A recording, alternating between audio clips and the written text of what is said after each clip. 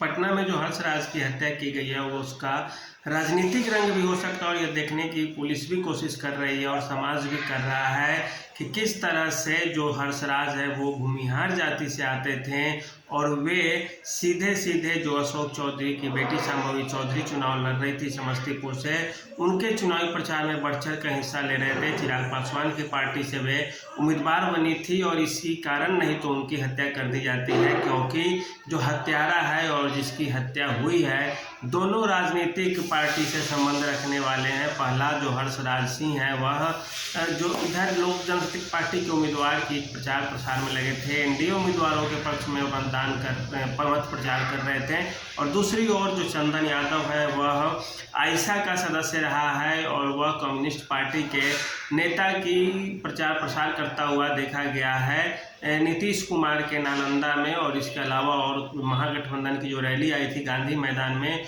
उसमें भी वह प्रचार प्रसार करता हुआ दिखा था, भीड़ जुटाने का काम कर रहा था।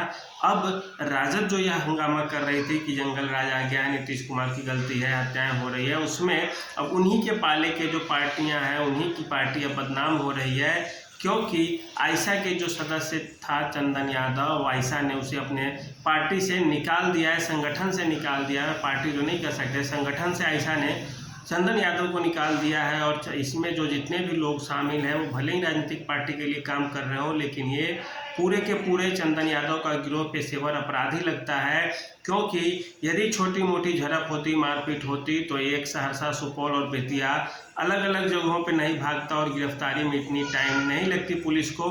आसपास के इलाकों में ही होते, गलती हो गई होती तो आके सरेंडर करते कि देखिए हमसे गलती हो गई, हम तो लड़ाई छोटे मोटे झड़प में थे, हत्या करने के इरादे से नहीं थे। लेकिन इन्होंने ईंट पत्थर जिस तरह से बरसाए हैं और जब तक बेहोश हुआ या जब तक मर नहीं गया तब तक उन्होंने छोड़ा नहीं, यह समझ के हत्या की गई है। इसकी कई एंगल से जांच होनी चाहिए। डांडिया का जो नृत्य है वो तो कुछ कई महीनों पहले घटित घटना थी और उसमें जो मारपीट हुई थी या लड़ाई झगड़े हुए तो उसके तो ज़माने बीत गए, दशहरा के समय हुआ था, इस बीच क्यों हमला नहीं हुआ। और आज ही एग्जाम देके जबकि वह परीक्षा हॉल से 20 मिनट पहले निकलता है फिर भी हमला होता है उस पर। वह काफ़ी एक्टिव था अशोक चौधरी के साथ। अशोक चौधरी का जदयू में क्या इज्जत है उनकी, यह तो किसी से छुपा हुआ नहीं है। यदि सेकेंड टू चीफ मिनिस्टर कहा जाए तो यह भी गलत नहीं होगा अशोक चौधरी के लिए। और यही कारण है कि एक जो ये हंसराज का जो हत्या हुई हंसराज की, वह एक बड़ा मामला तुल पकड़ता गया है। पुलिस से झड़प में, पुलिस से झड़प में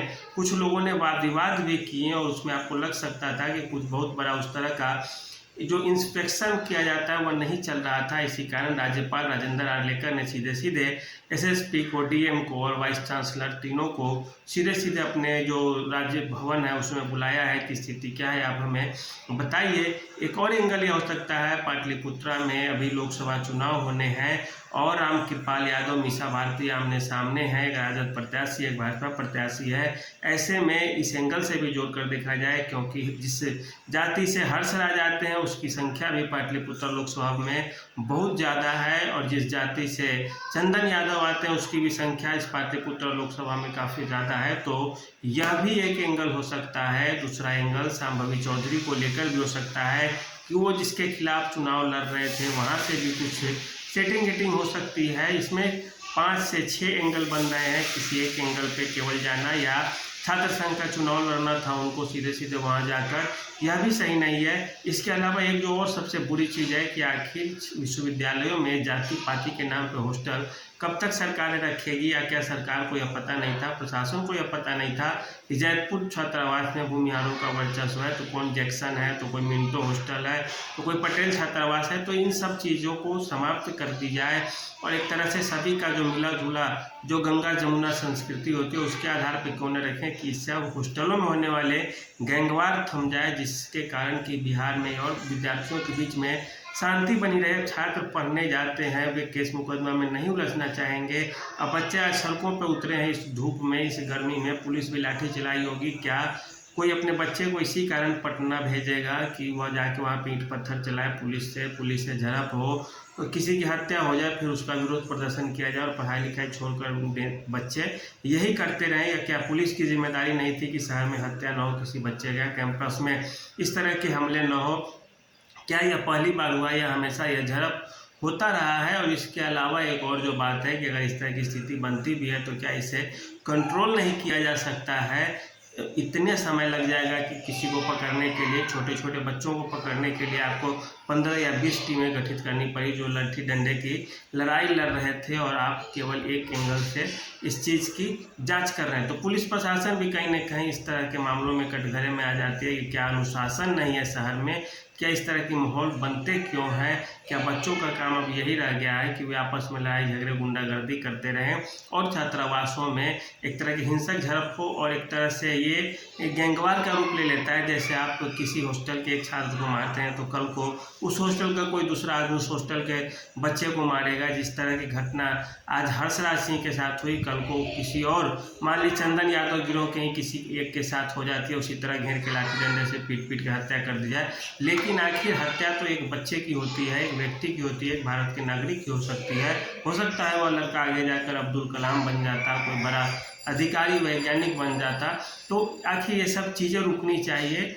जाति धर्म इन सब चीज़ के आधार पे हिंसा कभी भी जायज़ नहीं ठहराई जा सकती, चाहे चुनावी रंजिश हो या राजनीति का रंग हो। ये सारे के सारे गलत ढंग है, क्योंकि इससे पहले भी जो छपरा में जिस चंदन यादव की ही हत्या हुई थी, संभवतः यही नाम था उनका, यही नाम यहाँ पटना में भी रिपीट हो रहा है। तो जो चंदन यादव की हत्या हो गई थी, जो राजद के कार्यकर्ता थे या नहीं थे, मतलब यही इसी तरह का विवाद लेकर राजद भाजपा के वाद विवाद पे गोली चली थी और उनकी हत्या हो गई थी। तो ये भी देखें तो एक तरह से गलत चीज़ थी, क्योंकि अब कोई पार्टी वाले आपको पूछने नहीं आ रहे हैं जब आप जेल जाएंगे या जब आपकी हत्या हो जाएगी। यही हाल यहाँ पे भी है। यदि जो हर्षराज है उसकी हत्या हुई है, अब जो मुकदमे होंगे या इसमें जो हर्षराज की टीम होगी वो फिर अलग हमला करने के लिए या बदला लेने की भावना से आगे पीछे काम करने लगेंगे, तो यह आखिर हत्या हो ही जाएगी मान लीजिए, या कुछ राजनीति ही हो गई, जेल ही चले गए 15-20 वर्षों के लिए।